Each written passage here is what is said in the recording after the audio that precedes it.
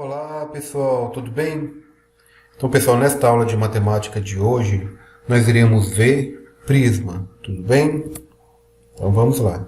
Então prisma é um sólido geométrico que faz parte dos estudos da geometria espacial. Ele é caracterizado por um poliedro convexo, com duas bases de polígonos iguais, congruentes e paralelas, além das faces planas laterais, que são os paralelogramos. Então, o prisma ele é caracterizado por um poliedro convexo com duas bases, polígonos iguais, congruentes e paralelos, além das faces planas laterais, que é o paralelogramo. Qual é a composição do prisma? Os elementos que compõem o prisma são base, altura, aresta, vértices e faces laterais. Então, a composição do prisma são os elementos que compõem o prisma são a base, a altura, a aresta, os vértices e faces laterais. Tá, pessoal? Então, a composição do prisma. Os elementos que compõem o prisma são a base, altura, arestas, vértices e faces laterais. Então nós temos aqui a base, tá vendo? Olha. A parte de baixo aqui também é a base, tá vendo? Olha. Nós temos aqui arestas da base, que são essas aqui, ó. Aresta da base. Face lateral é essa parte toda aqui, tá vendo? Ó. Faces, essa parte toda aqui, tá vendo? Ó. Se colora essa parte toda aqui. A aresta lateral são todas essas aqui, ó. Todas essas retas aqui. A altura, você pega aqui na base, na outra base aqui, ó, então você tem aqui a altura, tudo bem? Assim, pessoal, as arestas das bases do prisma são os lados das bases do polígono, enquanto as arestas laterais correspondem aos lados das faces que não pertencem às bases. Os vértices do prisma são os pontos de encontro das arestas e a altura é calculada pela distância entre os planos das bases. Tá? Repetindo, tá vendo? Olha, assim as arestas das bases do prisma são os lados das bases do polígono, enquanto as arestas laterais correspondem aos lados das faces que não pertencem às bases. Tá? Tem que ficar atento a isso aí. Que você tem lá as arestas laterais e você tem as arestas das bases, tudo bem? Como a gente viu lá na figura. Os vértices do prisma, pessoal, são os pontos de encontro das arestas. E a altura é calculada pela distância entre os planos das bases. Tá vendo? Aqui você tem dois prismas, tá vendo? Olha. Os prismas são classificados em retos e oblíquos. Então você tem lá o prisma reto, que é esse aqui, e você tem o prisma oblíquo, que é esse aqui. O prisma reto, pessoal, possui arestas laterais perpendiculares, tá vendo? Olha, essa aresta é perpendicular a essa, tá vendo? Olha, elas têm as mesmas distâncias aqui, tá vendo? Olha.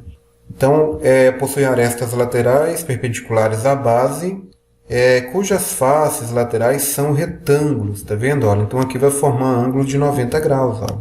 Aqui forma ângulo de 90 graus, aqui forma um ângulo de 90 graus. Então nós temos aqui um prisma reto.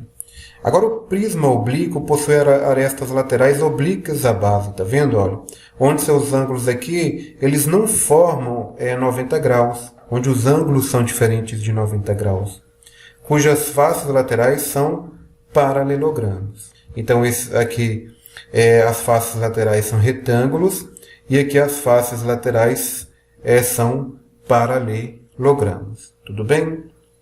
Observe que o prisma oblíquo ele fica meio torto, tá vendo? Bases do prisma. Bases do prisma. De acordo com o formato das bases, os prismas são classificados em prisma triangular, tá? A base é formada por um triângulo. Prisma quadrangular, a base é formada por um quadrado. Prisma pentagonal, a base é formada por um pentágono. Prisma hexagonal, né? A base é formada por um hexágono. Prisma heptagonal. Prisma heptagonal, a base é formada por um heptágono. Prisma octogonal, a base é formada por um octógono. Tudo bem, pessoal? Então, continuando aqui. Então, olha aqui, olha. Prisma triangular. Observa aqui que a base é um triângulo.